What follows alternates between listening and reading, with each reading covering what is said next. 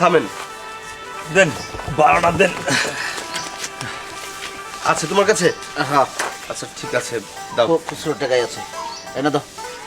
চলো। এই দাঁড়ান, 30 টাকা কে?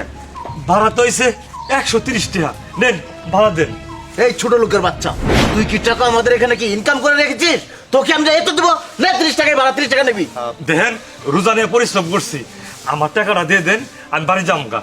ছোট লোকের বাচ্চা, তুমি রোজার দোকানদার? হ্যাঁ, ছোট লোকের বাচ্চা এখানে ভাড়া হলে কি 20 টাকা? আরে মা থামো না, আমরা একটু শুভ কাজে যাচ্ছি। আচ্ছা ঠিক আছে, মারধর করার কোনো দরকার নেই। আচ্ছা আপনার যে ভাড়াটা, ওই ভাড়াটা নেন। আর ওর কোনো ভাড়া দিতে নাই, মা আসো না। ওর কোনো ভাড়া দাও তোমরা, যাও। স্যার স্যার আমার ভাড়াটা দিয়ে যায় স্যার, আমি রোজা দিন কষ্ট করছি স্যার। কবিতা মা, 1 ঘন্টার বেশি হয়ে গেল তোমাকে বাড়িতে বসে রয়েছি, তোমার বাপ তো আর আইলো না। বাড়ির মই মুরব্বী না থাকলে তো আর হয় না। একটু অপেক্ষা করেন, আইসা পড়বো।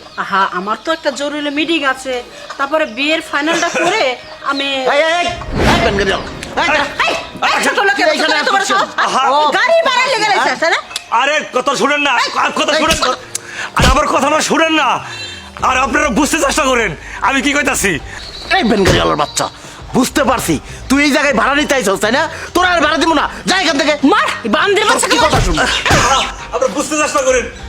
বান্দির বাচ্চা, কয়টা টাকা লেগে তুই আমাকে পিছে পিছে এসেছিস? লাগতে পার, লাগতে পার। তোর 1 টাকা ভাড়া না, না, আমি ভাড়া নেব রাই না, আমার কথাটা শুনেন। আই কি আরে করবি? ভাড়া নিতে যদি নেই আসেন, তাহলে এখানে কেন এসেছেন ওর সাথে ঝামেলা করার জন্য? আরে শুনেন, এই বাড়িটা আমার, আর দেখছেন আপনার সামনে মেয়েটা, এটা আমার নিজের মেয়ে কবিতা। হোয়াট? এই রাসেল, এই ছেলে ব্যান গাড়ি এলো মেয়ে। রাসেল, তোর নজর এত নিচে নেমে গেছে?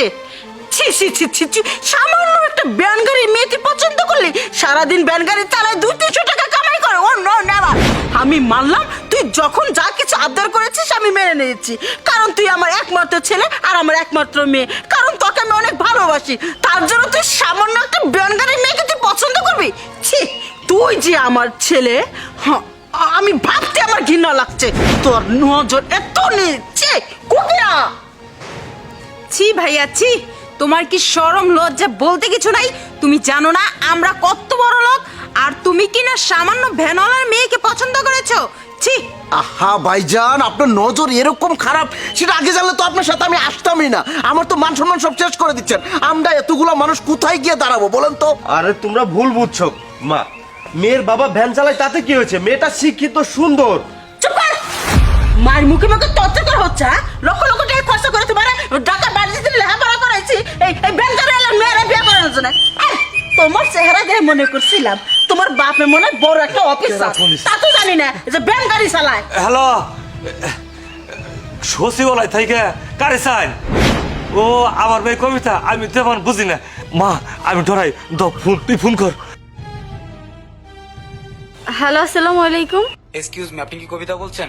আপনি ম্যাজিস্ট্রেট হয়েছেন, আপনার কালকে জয়েন। কি বললেন? আমি ম্যাজিস্ট্রেট হয়েছি?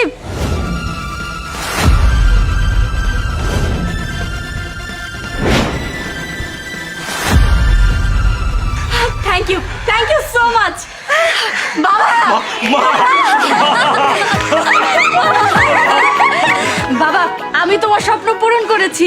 তোমার যে কত স্বপ্ন ছিল আমাকে ম্যাজিস্ট্রেট বানাবে, সেই স্বপ্ন পূরণ হয়েছে। সবাই এখন আমাকে বলবে যে ভ্যান চালকের মেয়ে ম্যাজিস্ট্রেট হয়েছে।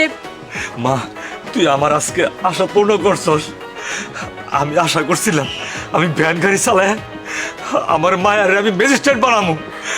মা তবে একটা কথা কই, তুই তোর সবসময় নীতিরে ঠিক রাখবি আর সবসময় আইন মোতাবেক কাজ করবি। মা আজকে গর্বে আমার বুকটা ভরে গেল। মা এর থেকে আমি সবারই কমু এই ভ্যান গাড়ি আলার ম্যাজিস্ট্রেট হয়েছে। পাক্কা পাক্কা তুমি বিয়ে বেড়ে হালাইছি। আপনার মেয়ে ম্যাজিস্ট্রেট হয়েছে, ম্যাজিস্ট্রেটের সামনে আমি গর্বে আমার বুক ফুলে গেছে গা, ফুলে গেছে গা। শোনেন, এক কাপড়ে আপনার মেয়েরা নিয়ে যাবো, আমি পরে লাল শাড়ি কিনা তুমি মার্কেটে নিয়ে। রাসেল, প্রতিবন্ধের মতো দাঁড়ানো যাস কা, তার মায়ের সেটা বোঝাস না? এখন মার্কেটে যে লাল শাড়ি নিয়ে বিয়ে হইব, এই বিয়ে কে ভাঙতে পারবে না। সেটা একটি কথাও আপনি বলবেন না। আপনার বাড়ির বউ আমি কখনোই হব না। একটু আগে আপনি কি বলেছেন? আপনি কি ভুলে গিয়েছেন? আপনি আমার বাবাকে অপমান করেছেন, আমাকে অপমান করেছেন। আমার বাবা ভ্যান চালায় দেখে জানা তাই বলে কথা শুনিয়েছেন। আর এখন যেই শুনলেন যে আমি ম্যাজিস্ট্রেট হয়েছি, সেই আপনার ছেলের বউ বানাতে রাজি হয়ে গেলেন। আপনারা তো মানুষকে বিবেচনা করেন মানুষের কর্ম দেখে, মানুষ দেখে মানুষকে বিবেচনা করেন না। আর যে মানুষরা কিনা মানুষের কর্ম দেখে মানুষকে বিবেচনা করে, তারা মানুষ হতে পারে না। আপনারা তো অমানুষ। হ্যাঁ হ্যাঁ, ঠিকই কথা, আমি একবার অমানুষ, কিন্তু ওই অমানুষের থেকে আজকে ভালো মানুষ হইলাম। চুপ করুন। আর একটি কথাও বলবেন না। আজকে আমি ম্যাজিস্ট্রেট হয়েছি তাই আপনার ছেলের বউ বানাতে রাজি হয়েছেন। কালকে যখন আমার চাকরিটা থাকবে না, তখন কি করবেন? তখন ঠিকই তো আপনার বাড়ির থেকে কুকুরের মতো ঘাট ধাক্কা দিয়ে বের করে দিবেন। সেটাকে আমি বুঝি না? আপনাকে আমার চেনা হয়ে গিয়েছে। আপনার ছেলের বউ আমি কোনোদিনও হব না। শুধু আপনার ছেলে কেন জানেন আপনি? আপনার ছেলের মতো অনেক কোটিপতিরা আমার পিছনে ঘুরেছে। শুধু আমার বাবার স্বপ্ন পূরণ করব দেখে আমি তাদেরকে পাত্তা দেইনি। আর আপনারা মানে আপনাদের সাথে আর কোনো কথা বলতে চাচ্ছি না আমি। যান, বের হয়ে যান। যান। কইলাম তো ভুল হয়েছে, কইছিলাম করলি। দাঁড়িয়ে না থেকে চলো। ঠিক আছে, আয় পর। মা, এত সুন্দর একটা সন্দ উঠছিল, তুই ভাঙে দিলি। বাবা, আমি যা করেছি একদম ঠিক কাজ করেছি।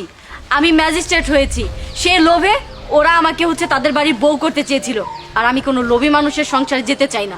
আমি যদি আমার মনের মতো একজনকে পাই তাহলে বিয়ে করব। আর বাবা, আমারও গর্ব হচ্ছে যে তুমি ভ্যান চালিয়ে পড়াশোনা করিয়ে আমাকে ম্যাজিস্ট্রেট বানিয়েছো। আমি গর্ব করে বলতে পারবো যে আমি ভ্যান চালকের মেয়ে ম্যাজিস্ট্রেট। ঠিক আছে মা, আর আজ থেকে আর ভ্যান গাড়ি চালাইতে হবো না মা। মা চল চল, এলাকা হইতে মিষ্টি খাওয়াম।